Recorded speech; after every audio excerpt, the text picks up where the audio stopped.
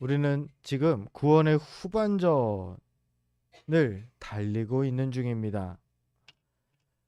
전반전도 어려웠지만 후반전도 참 어렵습니다. 이 구원의 후반전, 믿음을 지키면서, 아니, 믿음을 자라게 하면서 계속 달려가는 이 성화의 길입니다.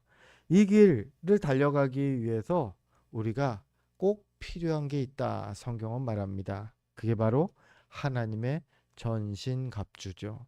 온 몸을 그 감싸는 갑주, 갑옷이죠. 이스라엘 최근에 그 중동에서 전쟁이 있었습니다. 지금도 종전했으면서도 계속 서로 좀 계속 분위기가 안 좋습니다. 그런데 이 이스라엘이 이 전쟁 이전까지 계속 자랑하던 게 무엇이냐? 아이언돔이라는 것입니다. 한 번쯤은 들어보셨을지 모르겠어요. 무엇이냐면요. 이스라엘은 대공 그 방어 시스템이 아주 완벽하게 구축되어 있다. 그 방어 시스템을 아이언돔이라고 불렀다라는 거예요. 뭐냐면 외부에서 미사일이 날아온다? 그거를 정확하게 요격하고 해서 이스라엘의 그 예루살렘이죠. 이스라엘 그 지역을 일정 지역을 결코 이게 포격할 수 없게끔 다 막아낼 수 있다라는 자신감으로 자신들의 그 방어 시스템을 아이언돔이라고 불렀다라는 거예요. 강철돔이라는 거거든요. 실제로 전쟁이 일어났습니다. 이스라엘이 자랑하던 아이언돔 거의 90% 이상의 그 미사일을 이란의 미사일을 다 막아냈어요. 그런데 이게 그 정도도 참 대단한 겁니다. 그런데 결국에는 그 단점을 발견하게 됐죠. 뭐냐면 이란은 한 몇백만 원짜리 미사일을 날립니다. 드론을 날립니다. 드론 폭파 장치를 날려요. 그러면 이스라엘에서는 아이언돔이 그 요격하는 미사일이 한 대당 몇 억씩 하는 거예요. 몇십억, 몇백억 하는 거예요. 그러니까 이게 수지타산이 안 맞는 거예요. 거기다가 그 요격 미사일이 한 1000개 정도밖에 준비가 안 돼 있었는데 그 이상으로 날리니까 이 구멍이 뚫린다라는 겁니다. 인간의 한계죠. 사람이 만든 거 이 정도도 대단한 겁니다. 그런데요. 하나님이 만든 거라면 훨씬 더 대단하지 않겠습니까? 우리가 지금 무장해야 할 무기라고 하는 것이 바로 이 하나님이 만드신 무기를 지금 입어라 말씀한 겁니다. 하나님의 전신갑주입니다. 그냥 아무 옷이나 아무 갑옷이나 입어라가 아니라 하나님의 전신갑주. 그만큼 강력하고 확실한 무기들이라는 거죠. 오늘 본문 14절부터 17절이 이 하나님의 전신갑주, 하나님의 무기들을 쭉 열거합니다. 진리의 허리띠, 의의 호심경, 평화의 내 복음의 신, 믿음의 방패, 구원의 투구, 성령의 검, 6가지를 열거하고 있는데요.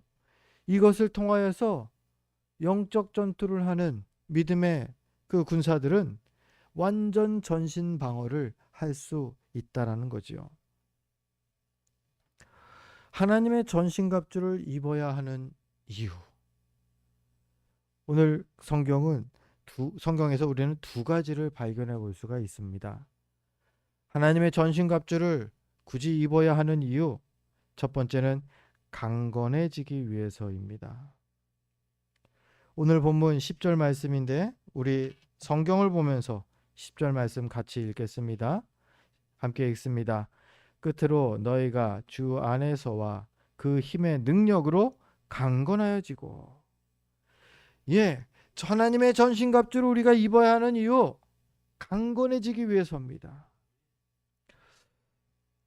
아수르, 성경에는 아수르라고 나오는 나라가 있습니다. 세계 역사 가운데는 아시리아라고 기록되는 걸로 기억합니다. 이들이 이 아시아, 유럽, 아프리카 지역, 그 지역을 처음으로 통일한 점령한 그 최초의 그 왕국이죠. 이 아수르 왕국, 그 왕국이 어떻게 그 넓은 아주 드넓은 땅입니다. 이 아수르 다음으로 그 바벨론이, 페르시아가, 또 그리스가, 로마가 그 지역들을 점점 더 확장시킨 거죠. 그 시초가 아수르였습니다.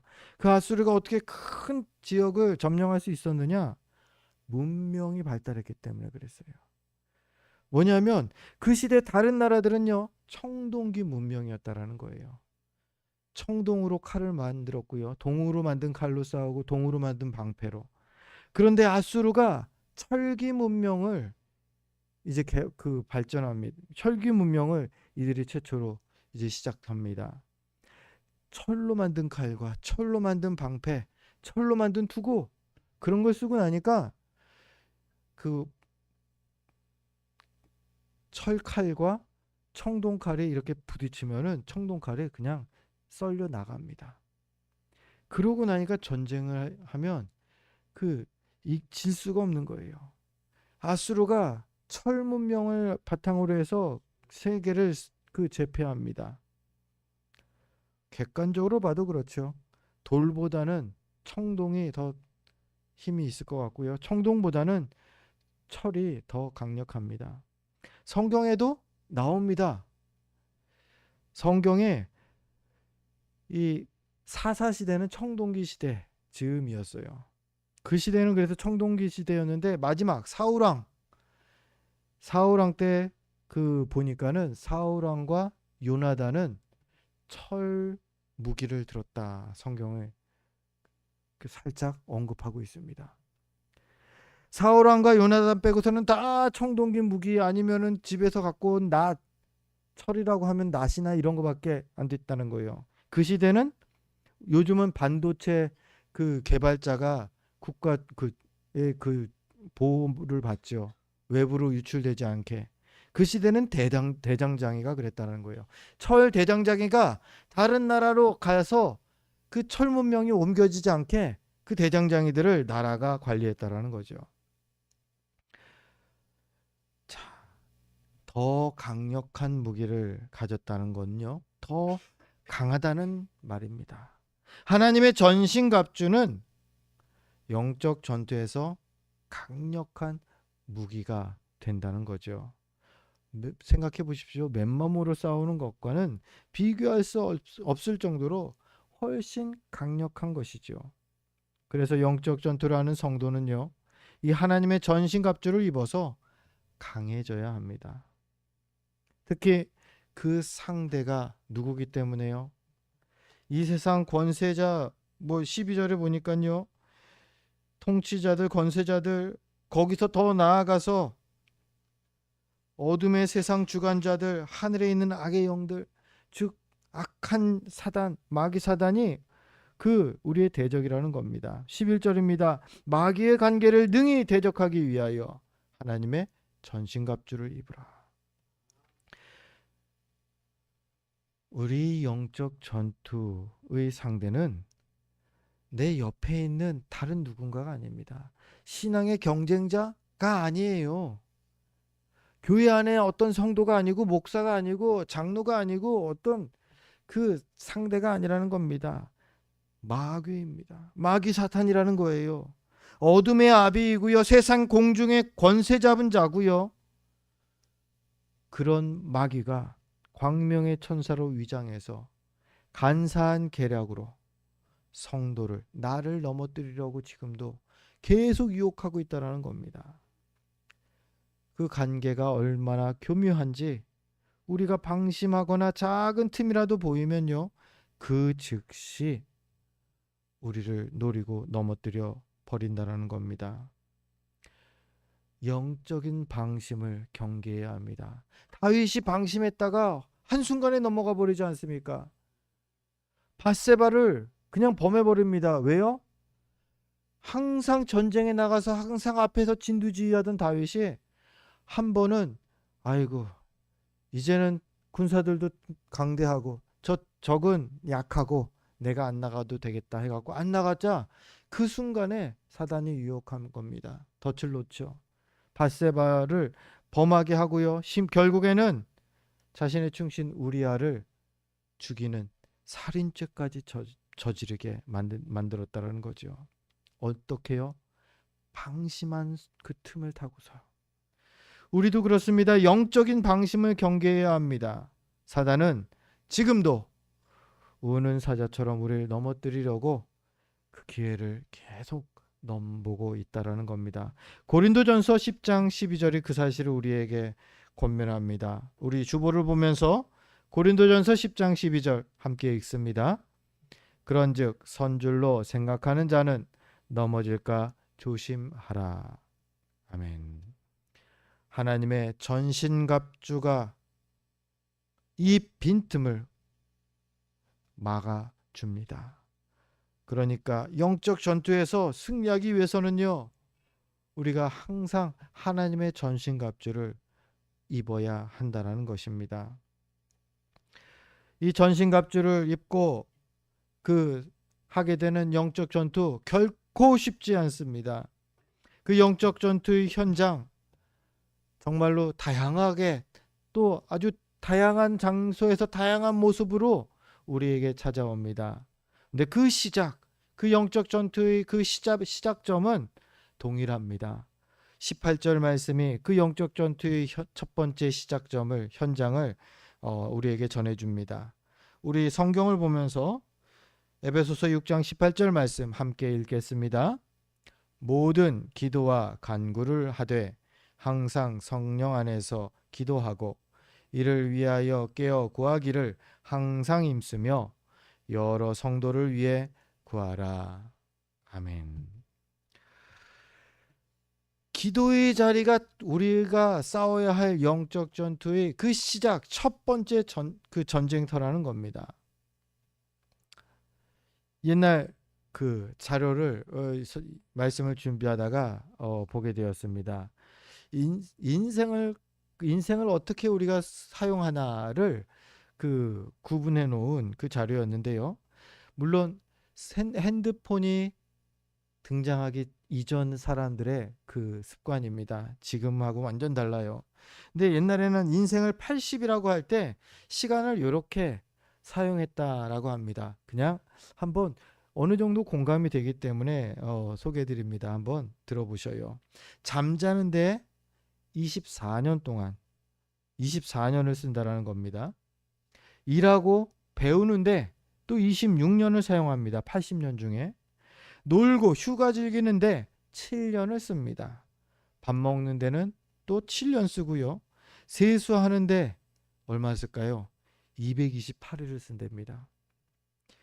넥타이를 남자들이죠. 넥타이를 매는 데에 18일을 사용하고요. 여자들 화장하는데 3년 쓴답니다. 담뱃불 붙이는데 그 흡연자들은 12일을 사용하고요. 또 지금보다는 옛날은 카페를 많이 안 갔는데 카페에 가서 잡담하는데 그 당시에도 3, 4년 사용했다 집계를 냅니다. 그럼 집안 청소하는 데에는 4년이고요. 식사 준비하는 데에는 3년을 걸리고요. 또 신호등을 기다리는데 6개월을 쓴답니다. TV 리모컨 자주 잊어버리시죠? 그거 찾는데 19일을 평생 쓴답니다. 그리고 우리 신앙과 관련돼서 교회 다니는데 얼마나 쓸까요? 1년 3개월. 80년 동안 교회 왔다 갔다 하고 예배드리고 하는 시간 뭐 일주일에 2시간, 길면 4시간 뭐 그 정도 잡겠죠. 그렇게 했을 때 80년 동안 1년 3개월 쓴다라는 거예요. 그랬을 때 그럼 기도의 시간은 얼마나 쓸까요? 사람마다 다르겠지요. 기도의 시간이 아주 중요한데 기도의 시간을 너무나 홀대하는 이들이 많다라는 겁니다. 그래서 전신갑주를 입고 해야 하는 영적 전투 첫 번째, 기도의 자리를 사수하는 겁니다. 마태복음 26장 41절에서 예수님께서는 이렇게 말씀하시죠. 시험에 들지 않게 깨어 기도하라. 잠들지 말라고 합니다. 졸지 말라고 합니다. 왜요? 시험에 들기 때문이다. 깨어서 뭐 하라고요? 기도하는 거예요. 기도를 즉 쉬지 않고 잠들지 말고 계속 기도하라는 겁니다. 영적 전투의 최전방은요, 기도의 자리입니다. 기도는 우리가 알다시피 영적인 호흡이고요, 그만큼 중요하다는 얘기입니다. 6.25 전쟁 때 전투가 치열했던 곳들이 여러 곳 있습니다. 이 전투가 치열하게 일어났다라는 것은 서로 뺏고 그 자리를 차지하려고 뺏고 빼앗는 그러한 그 일들이 반복했다라는 거죠. 즉 전략적으로 아주 중요한 지점이었다라는 겁니다. 보니까는 우리가 좀 알만한 곳이 이곳이 있었어요. 백마고지 전투. 좀 들어보셨죠? 백마고지 전투에서 얼마나 치열한 전쟁이 일어났느냐. 북한과 그 6.25 때 10일 동안 12번이나 거기서 치열한 전쟁이 일어났다라는 겁니다. 그리고 7번이나 이게 한 번은 우리나라가 또 한 번은 북한이 이렇게 왔다 갔다 7번이나 그 자리를 점령을 왔다가 주고받을 정도로 치열했다라는 거죠. 그만큼 빼앗겨서는 안 되는 그 지점이었다라는 거고요. 우리나라가 그 지점을 지켜냈습니다. 그 결과 철원 일대를 우리가 계속 점령할 수 있는 할 수 있게 되었던 것이죠. 우리 신앙에 있어서도 기도의 자리가 그렇습니다. 성도에게 있어서 기도는요, 영혼의 호흡이라고 했습니다. 사단도 성도에게 기도가 얼마나 중요한지 잘 알겠죠? 모를까요? 압니다. 알기 때문에 기도의 자리를 빼앗으려는 전투는요, 치열합니다.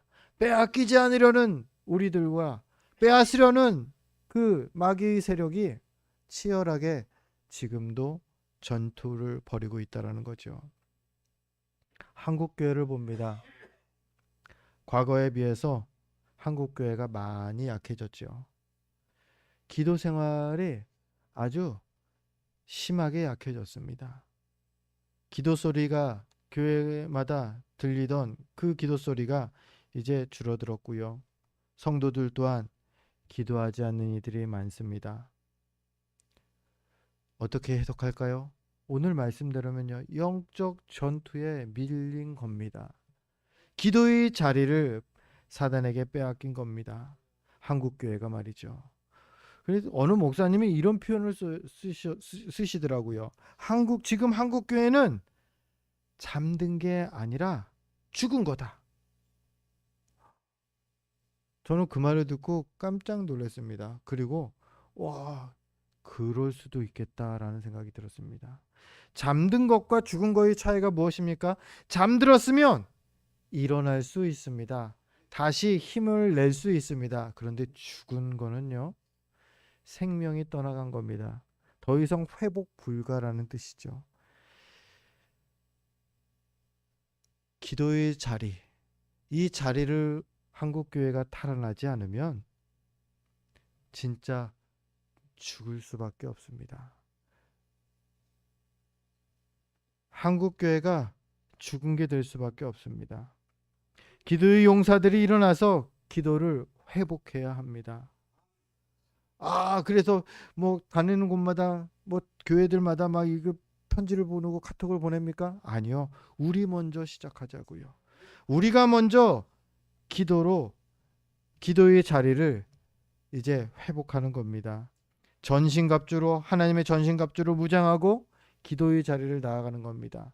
그것이 누군가에게는 새벽 기도일 수도 있습니다. 누군가는요, 그 집에서 드리는 나만의 기도 시간이 될 수 있습니다.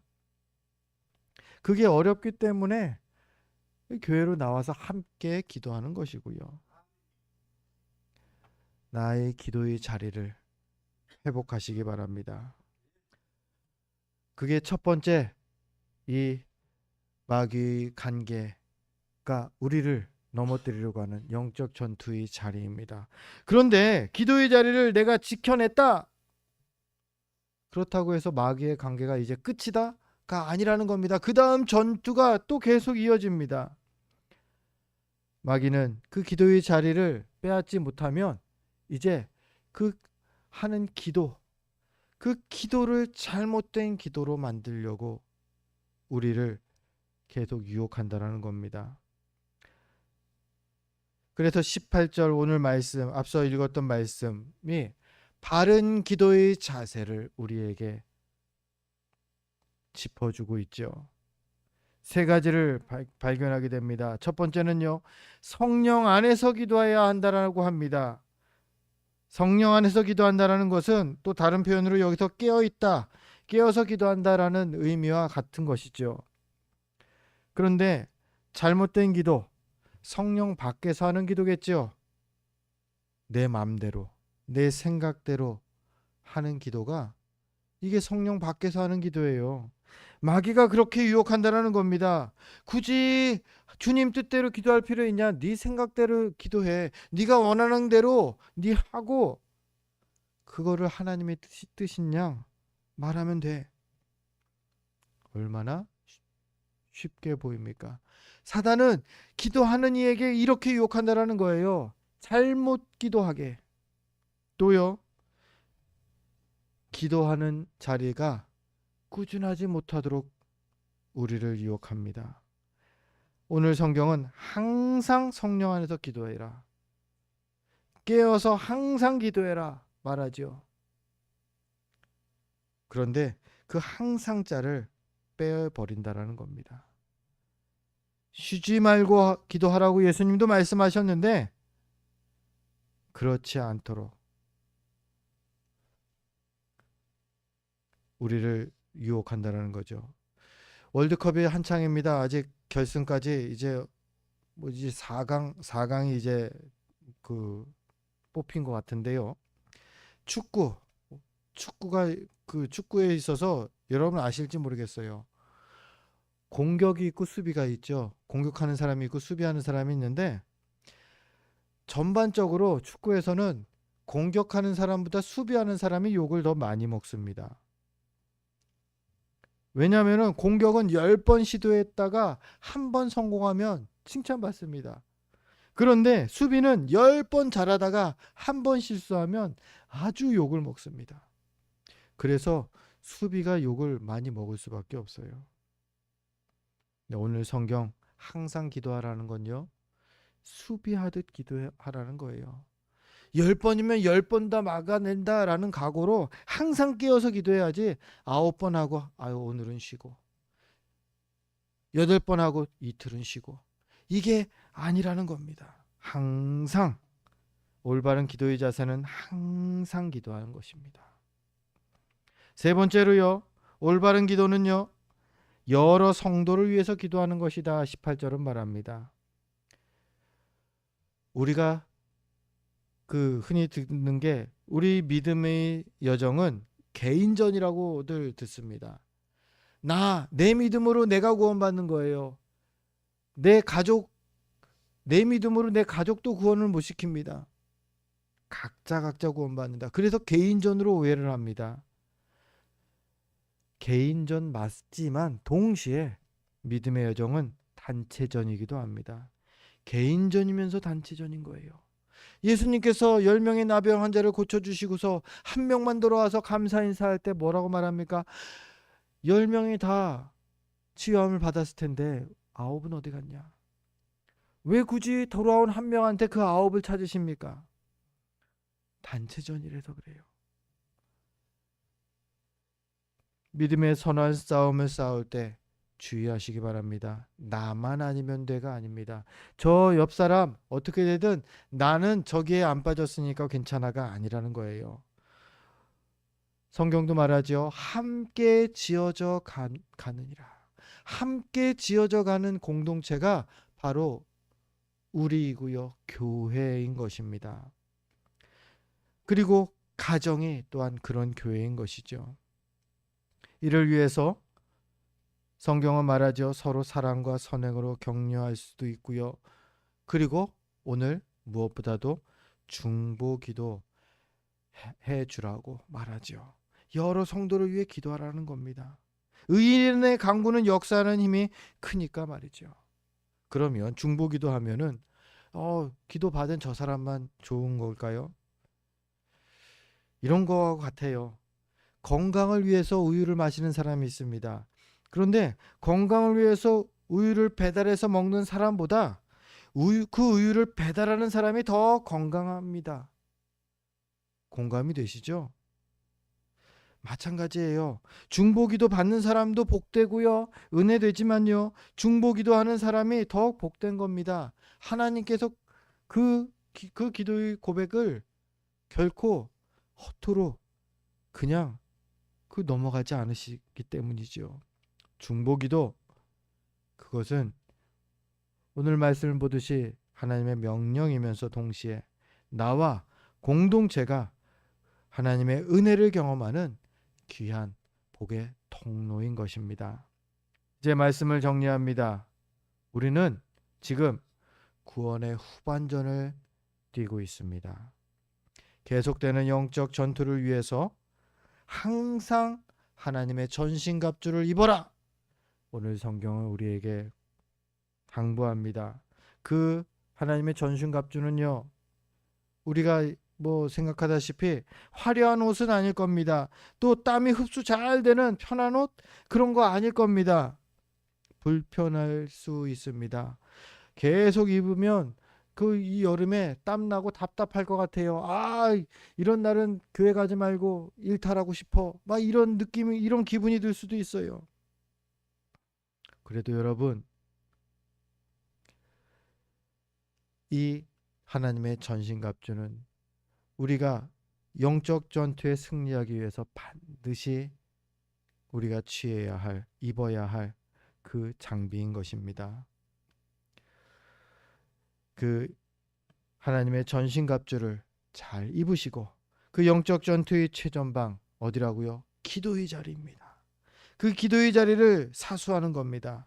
그리고 그 기도의 자리에서 하나님께 기도하는 것이죠.